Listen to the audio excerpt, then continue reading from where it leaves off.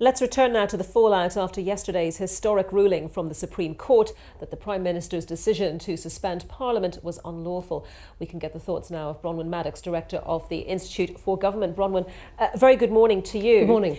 It feels, doesn't it, I don't know if you would agree, that we're almost in a bit of a holding pattern now, waiting for the European summit, waiting beyond that for the 31st of October before there might be any real movement. I thought you were going to say waiting for Boris Johnson's plane to land from the US. No. I think that will come quite soon. Yeah. I think that's right. The next significant date is October 19th, when the legislation that MPs did get passed through Parliament says if the government hasn't got a deal by then or hasn't got Parliament to agree to no deal, then it must ask for an extension.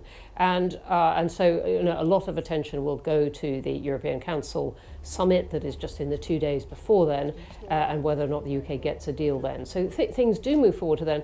But I think behind what I was joking about, there is going to be a lot of things that happen very quickly here that will have a bearing on how we look at the whole month of October. And expand on that thought, if you would.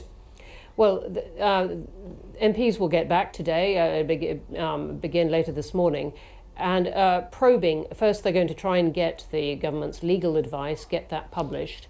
They want to gold plate that legislation that I just referred to, saying that the UK must ask for an extension if it doesn't get a deal or approval for no deal. And even though I think it would be a brave move for the government now to say, oh, well, that's the law, but let's see if we can find any loopholes. That would not be a good look at the moment.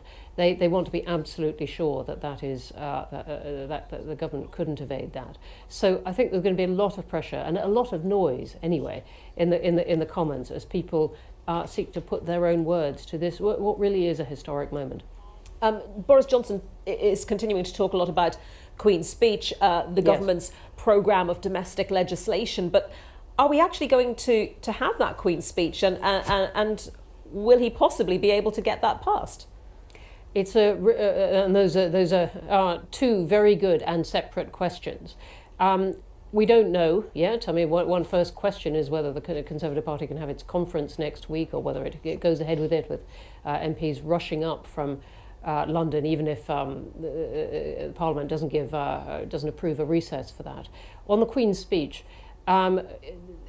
he would have to prorogue Parliament for a few days, and the Supreme Court said more than 4 to 6 days isn't really necessary, or come back with the Queen's Speech, and then, as you said, try to get that passed. And he, of course, wants to emphasise the domestic legislation that would follow once Brexit is sorted out, because it is really an electioneering platform for the programme that he wants to set out in the election. But would he even attempt that if he thought it was going to be defeated, if it was going to be another defeat? I think he might not. But at the same time, he wants to get that people talking about those things. I think what it's really going to turn on, though, is whether there's the footwork around whether or not there is some kind of no confidence vote, and whether or not he manages to get support for calling an election. Now, the Labour opposition has not wanted to back a no confidence vote until after they've really secured that extension to no deal and got Boris Johnson to break his word, if you like. But he's going to be pushing, and I think his first attempt on coming back is going to be to try and put again on the table that he wants an election. Okay, Bronwen, thank you very much for that. Bronwen Maddox, Director of the Institute for Government.